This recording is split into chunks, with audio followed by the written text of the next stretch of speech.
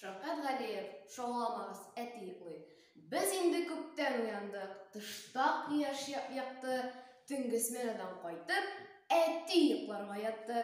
Бізге әйтті, шоғаламасқа, дүбір шатыр келмеске, келебіз мүсін, келмейміз, шуны ғына білмеске.